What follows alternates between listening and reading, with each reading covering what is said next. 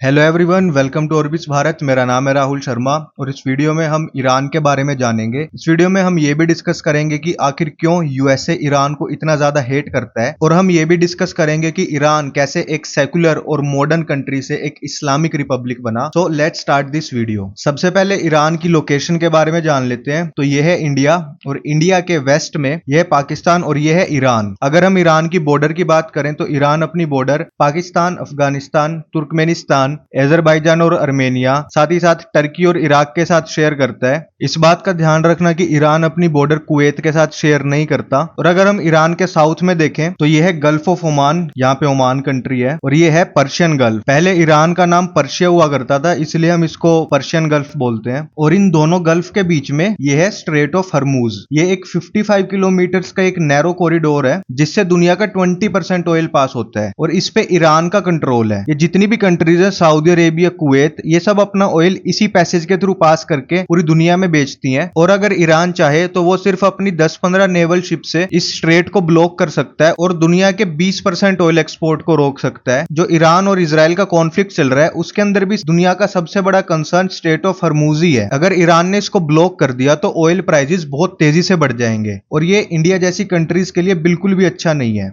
अगर हम ईरान के पोर्ट्स की बात करें तो साउथ में यहाँ पे मेनली ईरान के दो इंपॉर्टेंट पोर्ट्स हैं। एक तो बंदर अब्बास पोर्ट और एक चाहबार पोर्ट, जिसे इंडिया डेवलप कर रहा है। इंडिया चाहबार पोर्ट में बहुत हैवीली इन्वेस्ट कर रहा है। ये एक पुराना सा पोर्ट हुआ करता था ईरान का, तो इंडिया ने लगभग इसमें 3000 करोड़ रुपए इन्वेस्ट किए और इसको एक मॉडर्न पोर्ट बनाया।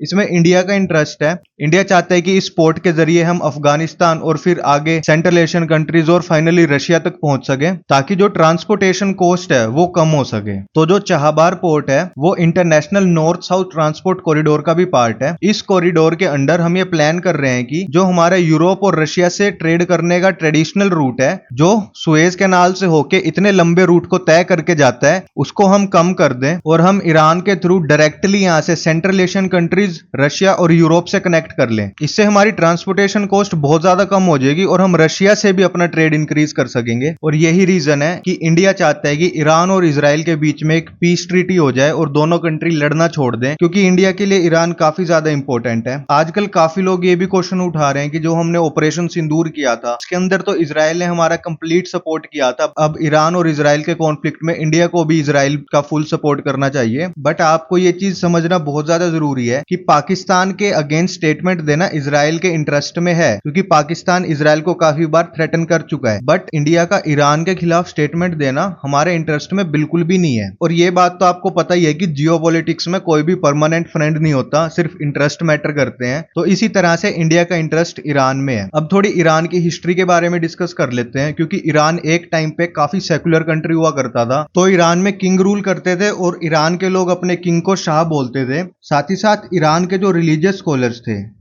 जो भी इस्लाम रिलीजन के स्कॉलर्स थे ईरान में, उनको उलेमा बोला करते थे।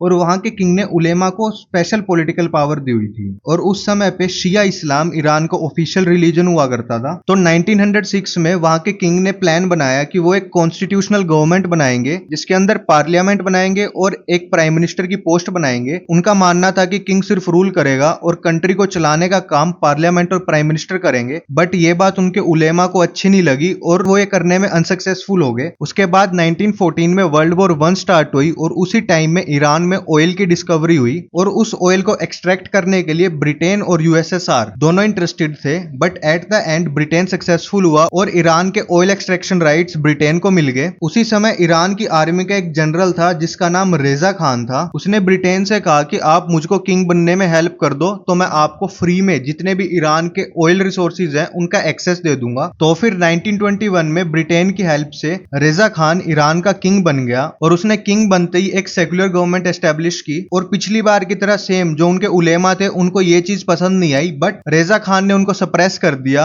और ईरान में गवर्नमेंट चलती रही और खुद Reza Khan as a king rule करता रहा। उसके बाद वर्ल्ड वॉर 2 स्टार्ट हुई और ब्रिटेन को लगा कि रेजा खान यूएसएसआर के काफी करीब जा रहे हैं। इसी वजह से ब्रिटेन ने 1941 में रेजा खान को किंग की पोस्ट से हटा दिया और उनके बेटे मोहम्मद रेजा खान को किंग बना दिया। जो मोहम्मद रेजा खान थे वो वेस्टर्नाइजेशन के काफी ज्यादा फेवर में थे। उन्होंने किंग बनते ही ईरान में काफी सारे इकोनॉमिक रिफॉर्म किए और धीरे धीरे जो ईरान की ऑयल इंडस्ट्री थी उसका एक्सेस भी ईरान को मिलने लगा और ईरान यूएसए और वेस्टर्न वर्ल्ड के काफी ज्यादा करीब आ गया। मोहम्मद रेजा खान ने वुमेन एजुकेशन पे भी काफी ज्यादा फोकस किया और उन्होंने काफी सारे वुमेन कॉलेजेस और स्कूल ओपन किए और ईरान में मॉडर्न एजुकेशन को प्रमोट किया। और आप समझ सकते हो कि ईरान के उलेमा इस चीज के काफी ज्यादा अगेंस्ट थे और वहीं के एक रिलीजियस लीडर जिनका नाम आयतुल्ला रुला खमानी था वो उनके किंग के काफी ज्यादा खिलाफ हो गए, बट उनको 1963 में अरेस्ट कर लिया और उनको जेल में डाल दिया। जब वो जेल से बाहर आए तो वो इराक चले गए और इराक में जाकर उन्होंने काफी सारी स्पीचेस दी जिसकी वजह से वो ईरान के कंजर्वेटिव लोगों के नेता बन गए। तो 1978 आते आते ईरान में एक रेवोल्यूशन स्टार्ट होने लगा। नो डाउट मोहम्मद रेजा खान की इकोनॉमिक पॉलिसीज की वजह से ईरान ने काफी ज्यादा डेवलपमेंट की थी। ईरान का इंफ्रास्ट्रक्चर बहुत अच्छा बन चुका था, बट वहां पे इनकम डिस्पैरिटी थी। वो अपने ऑयल रिसोर्सेज की वजह से इंफ्रास्ट्रक्चर डेवलपमेंट तो कर रहे थे, बट जो वहां के आम लोग थे उनके पास पैसा नहीं था। वहां के आम लोग काफी ज्यादा गरीब थे और साथ ही साथ जो वहां की गवर्नमेंट थी उसमें भी काफी ज्यादा करप्शन था, जिसकी वजह से ईरान के स्टूडेंट्स ने प्रोटेस्ट करना स्टार्ट किया। और उस प्रोटेस्ट को जो खमेनी के सपोर्टर्स थे, मींस ईरान के जो कंजर्वेटिव लोग थे, उन्होंने भी ज्वाइन कर लिया और देखते ही देखते हजारों लाखों लोग सड़कों पे प्रोटेस्ट करने लगे। इन प्रोटेस्ट को सप्रेस करने के लिए वहां के किंग ने मार्शल लॉ इंप्लीमेंट कर दिया और प्रोटेस्टर्स को गोली मारना स्टार्ट कर दिया। अमेरिका ने भी वहां के किंग को सपोर्ट किया और जिमी कार्टर जो उस टाइम पे अमेरिका के प्रेसिडेंट थे, उन्होंने ईरान के किंग को मिलिट्री सपोर्ट भी प्रॉमिस किया। बट वहां के प्रोटेस्ट बढ़ते ही गए और 1979 में किंग थे, उन्होंने ईरान को छोड़ दिया और वो यूएसए चले गए। कहते हैं कि वो अपने मेडिकल ट्रीटमेंट के लिए गए थे, उनको कैंसर था, बट उनके ईरान को छोड़ते ही जो खमेनी थे वो वापिस आ गए और खमेनी ने वापिस आते ही अपने जितने भी पॉलिटिकल ओपोनेंट थे उन सबको सप्रेस कर दिया। आप इस बात का ध्यान रखना कि ईरान में प्रोटेस्ट होने का मेन रीजन तो इनकम डिस्पैरिटी थी ना, इसी वजह से स्टूडेंट्स ने ये प्रोटेस्ट स्टार्ट की थी। वो ये नहीं चाहते थे कि ईरान एक इस्लामिक रिपब्लिक बन जाए, बट खमेनी के सपोर्टर्स ने उस प्रोटेस्ट को ज्वाइन करके उन प्रोटेस्ट करने का जो मेन रीजन था उसी से डाइवर्ट कर दिया। तो खमेनी ने अपने जितने भी पॉलिटिकल ओपोनेंट थे जो ईरान को एक इस्लामिक रिपब्लिक बनाने के अगेंस्ट थे, उन सबको सप्रेस कर दिया और फाइनली खमेनी ने ईरान को एक इस्लामिक रिपब्लिक बना दिया। उन्होंने एक नया कॉन्स्टिट्यूशन बनाया जिसके अंदर उन्होंने पार्लियामेंट और प्राइम मिनिस्टर की पोस्ट तो बनाई, उसके साथ साथ उन्होंने एक सुप्रीम लीडर की पोस्ट बनाई। तो जो सुप्रीम लीडर होगा वो एक रिलीजियस लीडर होगा और उसके पास हाईएस्ट अथॉरिटी होगी। वो उनकी मिलिट्री, जुडिशरी,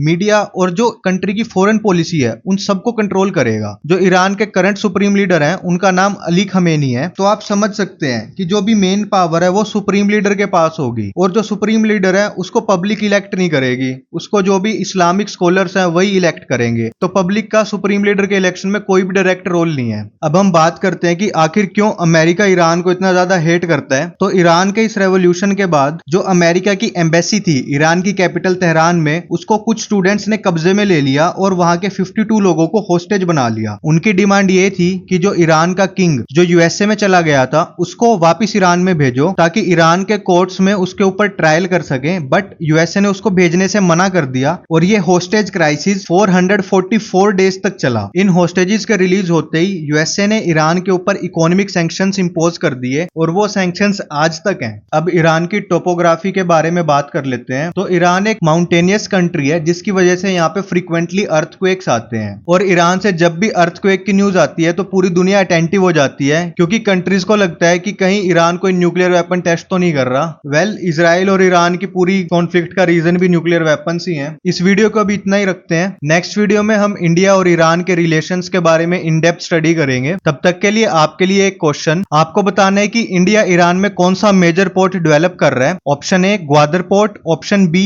बंदर Abbas port, option C Chabahar port, option D Basra port. इसका आंसर कमेंट सेक्शन में जरूर देना। So this is the end of this video and this is Orbits Bharat and thanks for watching.